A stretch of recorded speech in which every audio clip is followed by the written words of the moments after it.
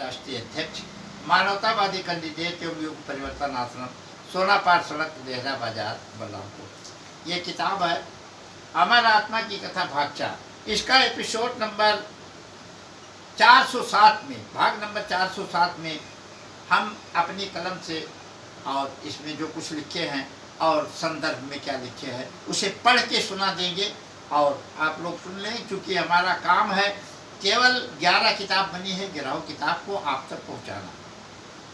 एक सुविचार वाली किताब है, एक अच्छे कर्म वाली किताब है, एक भगवान के प्रति समर्पित किताब है, एक इस जीवन को धन्य बनाने के लिए किताब है ये, इसलिए इसे मैं आप तक पहुंचाने की कोशिश कर रहा हूँ।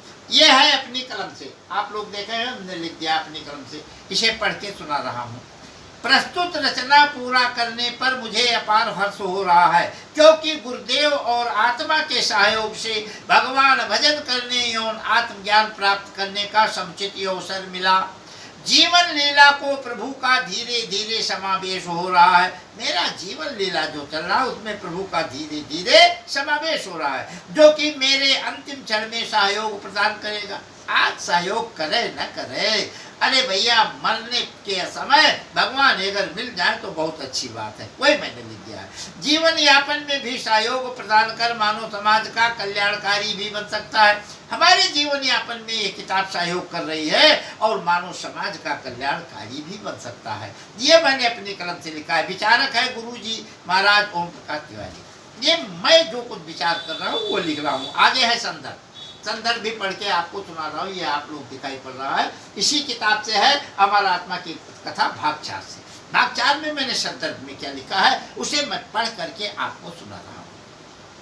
प्रस्तुत रचना में मैंने श्री कृष्ण के चरित्र का आत्मा से क्या संबंध है, श्री कृष्ण का चरित्र और आत्मा कैसे है, इसका उत्तर देने का प्रयास किया है। और पार ब्रह्म परमेश्वर धरती पर अवतार क्यों लेते हैं, आते क्यों हैं, इसका उसका रहस्य क्या है। इस संदर्भ में श्री कृष्ण के जन्म से लेकर अपने धाम जाने तक का वर्णन किया है। ये दर्शाया है कि उनका चरित्र और मानव की आत्मा में कैसा जुड़ाव रहता है।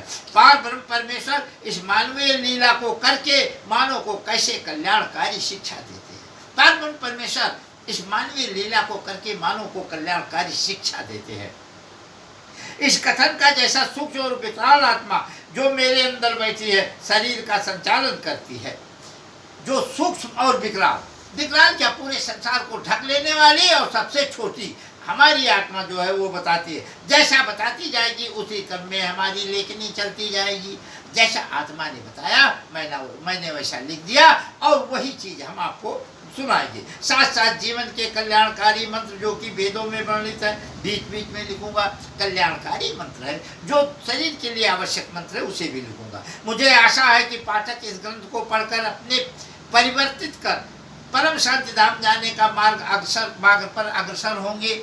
अगर आप इसको अच्छा लगेगा तो आप जो है लाइक सब्सक्राइब करेंगे और शांति धाम जाने के मार्ग पर अग्रसर होंगे। ओम नमो भगवते वासुदेवाय का जाप मेरे द्वारा चलता रहता है। ये जाप तो चलता रहता है क्योंकि मैं तो फंस गया बलम तेरे जाल में चिड़ैया बन के। अब तो हम भगवान के अंदर में फंस ही गए और चलते ही रहेंगे, क्योंकि पार ब्रह्म परमेश्वर और उसके अंश आत्मा की गाथा मुझ में लिखने की सामर्थ्य नहीं थी। मैं पार ब्रह्म परमेश्वर और उसके अंश आत्मा की गाथा को मैं नहीं लिख सकता था।